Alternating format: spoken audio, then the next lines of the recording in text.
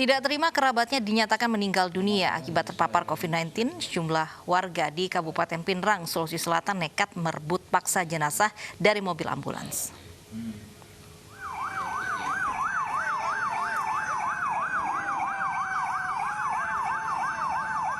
Sejumlah warga di Kabupaten Pinrang, Sulawesi Selatan merampas jenazah pasien COVID-19 Rabu malam.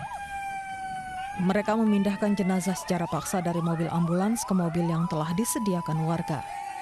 Tindakan persuasif pihak kepolisian pun tidak dihiraukan warga dan tetap membawa jenazah untuk dimakamkan tanpa protokol kesehatan. Keluarga tidak terima kerabatnya dinyatakan meninggal dunia akibat terpapar COVID-19. Sebelumnya almarhum memiliki riwayat penyakit jantung. Kalau kita lakukan nanti jangan sampai menjadi klaster baru, makanya pemerintah daerah berusaha untuk melakukan tracking dulu kepada keluarga-keluarga, minta kesadaran agar melakukan tes. Paling tidak dia tes rapid dulu, baru kemudian di swab. Pemerintah daerah berharap tidak ada lagi kasus serupa dan warga dapat menaati protokol kesehatan COVID-19. Dari Pinrang, Sulawesi Selatan, Ihsan Ansari, iNews melaporkan. Pimpinan FPI Rizik Syihab hadiri pengajian di Masjid Agrokultural Megamendung Puncak. Kawasan Puncak ditutup dan dilakukan rekayasa lalu lintas. Pukul 9.45 waktu Indonesia Barat, Rizik Syihab tiba di wilayah Bogor, Jawa Barat. Simpatisan menyambut Rizik penuhi jalanan Simpang Gadok, Bogor sejak pukul 7 pagi. Arus lalu lintas pun dialihkan karena tertutup simpatisan pemimpin FPI tersebut.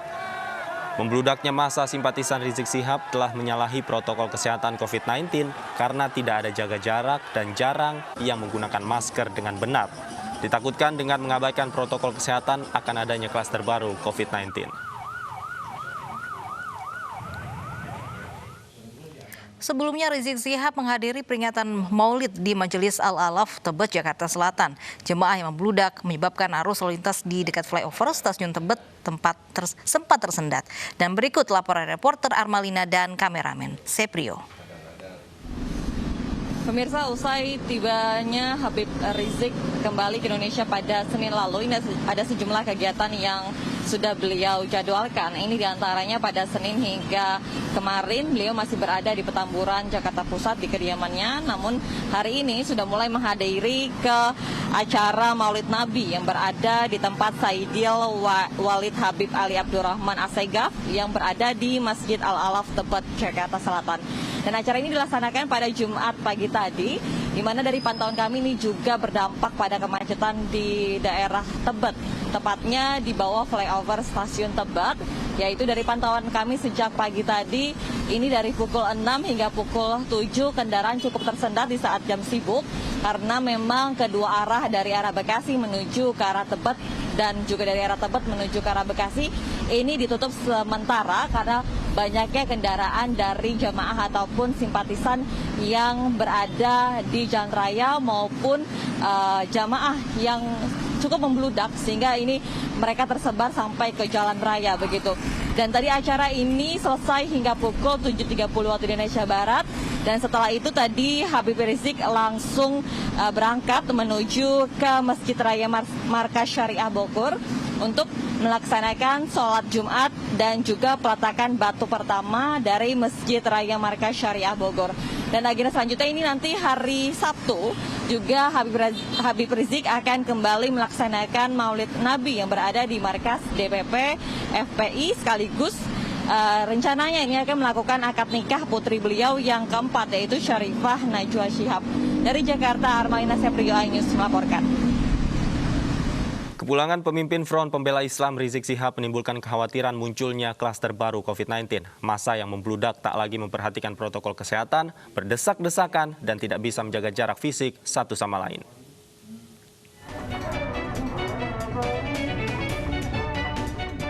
Rombongan warga bersolawat bersama tanpa mengenakan masker. Prinsip jaga jarak juga terabaikan pada penyambutan pimpinan FPI Rizik Syihab di kediamannya di wilayah Petamburan, Jakarta Pusat pada Selasa lalu. Kepulangan pemimpin Front Pembela Islam Rizik Syihab menimbulkan kekhawatiran munculnya klaster baru COVID-19. Massa yang membludak tak lagi memperhatikan protokol kesehatan mencegah penyebaran COVID-19. Para simpatisan berdesak-desakan dan tidak bisa menjaga jarak fisik satu sama lain. Saat Rizik tiba di Petamburan, simpatisan saling dorong dan berdesakan untuk mendekat ke mobil yang membawanya. Rizik yang sempat berorasi juga tidak mengimbau pendukungnya untuk menjaga jarak satu sama lain. Saat ini wilayah Indonesia belum aman karena kasus COVID-19 belum terkendali. Masa pendukung Rizik juga tidak diketahui dari mana saja, sehingga potensi penularan sangat besar dan pelacakan sulit dilakukan. Tim Liputan iNews melaporkan. Bagaimana antisipasi munculnya klaster baru penyebaran COVID-19 di wilayah Petamburan? Kita sudah terhubung dengan rekan reporter Nadia Raisa di kantor Kelurahan Petamburan, Tanah Abang, Jakarta Pusat.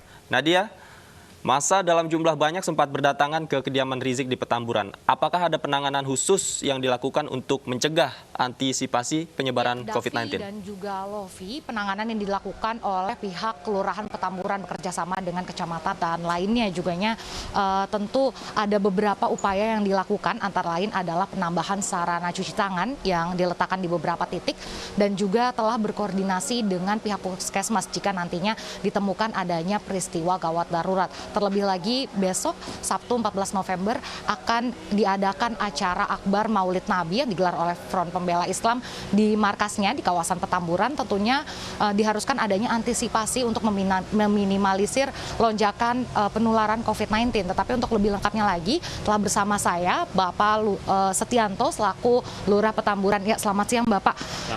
Pasca kepulangannya Habib Rizik ini kan memang banyak sekali massa yang berdatangan ke wilayah kediamannya nih Pak. Antisipasi yang dilakukan oleh pihak Lurah Petamburan sendiri seperti apa? Ya, kami menghimbau kepada masyarakat untuk penerapan protokol kesehatan. Kemudian terhadap para tamu, kami juga untuk menggunakan masker, dan kami bekerja sama dengan Kecamatan Tanah Abang untuk rencana pemasangan spanduk himbauan penerapan protokol kesehatan dengan melakukan 3M. Selain itu kan juga sebelumnya Bapak pernah menjelaskan bahwa akan dipasang wastafel nih Pak di beberapa titik. Itu di mana saja nih Pak? Dan selain itu apakah ada antisipasi lainnya? Ya, untuk pemasangan wastafel kami akan memasang di beberapa titik, terutama di Jalan KS Tubun, di Jalan Petamburan 3, di Masjid Al-Islah, dan juga di depan rumah Habib Rizik. Lalu Pak, ini kan massa yang berdatangan itu bukan hanya warga Petamburan saja ya, tetapi banyak dari luar juga. Itu Bapak sendiri antisipasi yang dilakukan seperti apa? Apakah ada pembatasan jumlah pengunjung atau bagaimana?